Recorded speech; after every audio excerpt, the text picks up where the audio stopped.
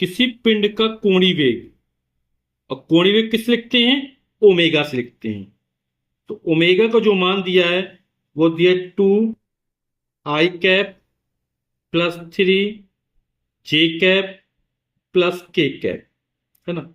आई जे के क्या है, आई है एक्स अक्ष के अंदिश एकांक वेक्टर, जे क्या है वाई अक्ष के अंदिश एकांक वेक्टर, और के क्या है जेड अक्ष के अंदिश एकांक वेक्टर।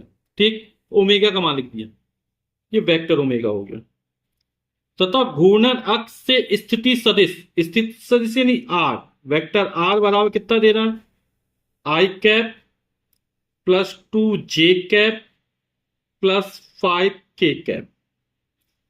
तो पिंड का रेखी वेग ज्ञात कीजिए। रेखी वेग यानी v हमको ज्ञात करना है।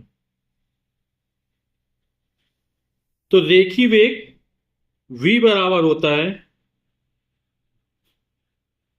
कोणीय वेग क्रॉस मल्टीप्लीकेशन स्थिति सदिश यानी आर, v बराबर ओमेगा क्रॉस आर। ठीक, तो हम एक मैट्रिक्स बना लेते हैं, इस तरह में खींच लिया। अब i कैप j कैप और k कैप लिखा। अब i कैप का परिमाण कितना है, i कैप में कितने गुणा हो रहा है, 2 का, तो 2 पहले ओमेगा के लिख लेते हैं फिर आर के लिख लेते हैं। जे कैप का परिमाण कितना है, 3, के में परिमाण हो जाएगा 1, सभी में 1 का गुणा होता है ना। यहां पर 1 हो जाएगा, पहले हम ओमेगा के लिख लिया, अब आर के लिख लेते हैं, स्थिति सदिश के लिख लेते हैं। जे का हो जाएगा 2 और के का हो जाएगा 5। ठीक, अब क्या करेंगे, आई का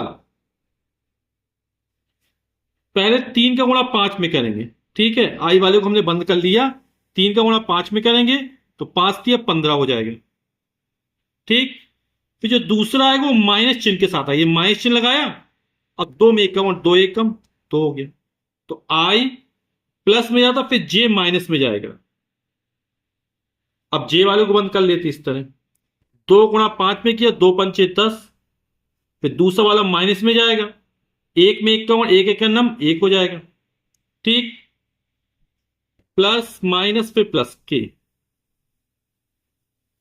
वाले को बंद कर लिया, 2 में 2 का 2 दूनी 4 हो जाएगा, फिर माइनस लगाएंगे, 3 1 कम 3 हो जाएगा,